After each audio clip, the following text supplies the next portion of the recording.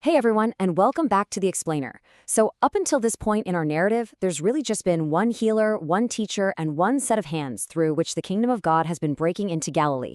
But right here, well, everything shifts. It's a real game changer. Let's dive right into this absolutely thrilling new chapter of multiplication, where we're going to treat our source material like a grand, unfolding story, watching how the mission of one suddenly becomes the mission of many. So Jesus gathers his 12 disciples, and instead of just having them stand around and watch him work, he flips the script. He turns them from students into active participants. He literally delegates his own power and authority to them. The source text actually uses two very specific, powerful Greek words here: dynamis, which is the capacity to act, and exousia, which is the right to act. He gives them both. But then he sends them out with these strikingly austere instructions that really set the stakes for our story. He tells them, point blank, take nothing for the journey. I mean, just notice how radically unequipped they are. No staff, no bag, no bread, no money, not even an extra shirt. By deliberately stripping them of the ordinary means of self-sufficiency, Jesus is forcing them to rely entirely on God's provision and, of course, the hospitality of strangers. He's teaching them right out of the gate that the kingdom operates by dependence, not self-reliance. Plus, it creates this intense sense of urgency. They aren't meant to sit around wasting time gathering supplies, right? They need to move and move quickly. And as they're traveling quickly, Jesus goes ahead and prepares them for rejection, because it's going to happen.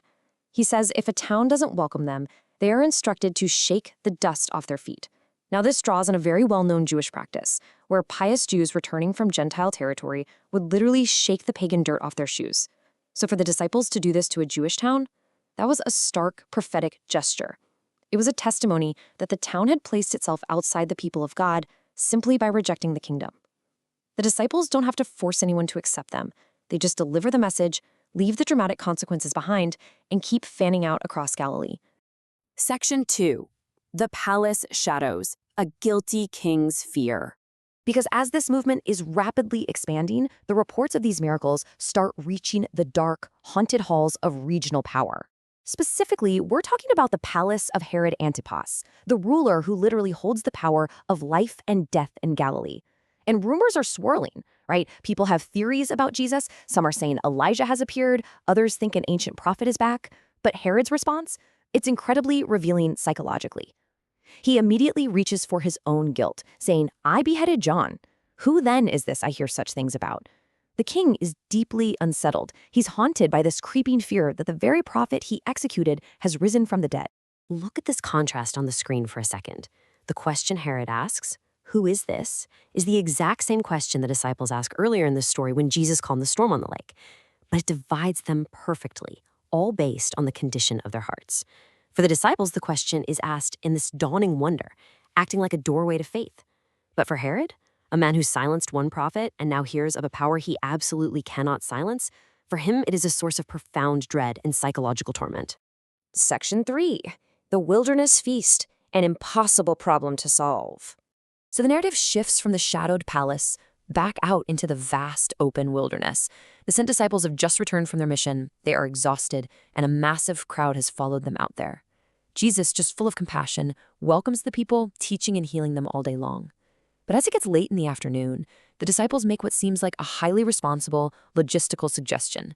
Basically, they're like, Jesus, look, we don't have a catering budget for this. Let's send them away to the surrounding villages to buy their own food.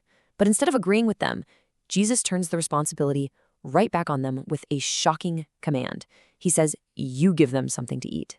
The disciples immediately start doing the impossible math. They're staring down at just 5 loaves of bread and 2 fish. Honestly, it's basically a first-century Lunchable. And they are facing a sea of 5,000 men, and that's not even counting the women and children. They measure this massive, overwhelming need against their pitifully small resources and realize the gap is completely unbridgeable. But you see, that is exactly why Jesus set this whole thing up. He confronts them with a need they simply cannot meet from their own resources so they can learn where true sufficiency actually comes from. Jesus takes control, orchestrating this beautifully cinematic scene. He brings order to the chaotic multitude by having them sit down in groups of about 50 each. And this isn't just for crowd control, by the way. It is a deliberate, evocative echo of Moses organizing Israel out in the desert before God provided the manna. Jesus is setting the stage right here in the wilderness to show exactly who he is. And then we see this poetic fourfold pattern emerge. He took, he blessed, he broke, he gave. It's the signature storybook rhythm of Jesus' provision. If you know the broader story, you'll recognize that this exact sequence is going to profoundly repeat itself later on at the Last Supper, and then again at Emmaus after the resurrection. It becomes the definitive gesture by which he is recognized. So here is the absolutely crucial point. The miracle flows through their hands. Jesus multiplies the food, for sure, but who actually distributes it? The disciples. The very men who were just despairing at their lack of resources suddenly become the physical channels who have to carry the food out to the masses. The kingdom's provision is abundant, but it reaches people through the hands of those who serve. What began as an unbridgeable gap ends in staggering abundance. Every single person ate, everyone was completely satisfied, and they ended up collecting exactly 12 baskets of broken pieces left over. Now, that number is no accident. It's one basket for each of the 12 sent ones.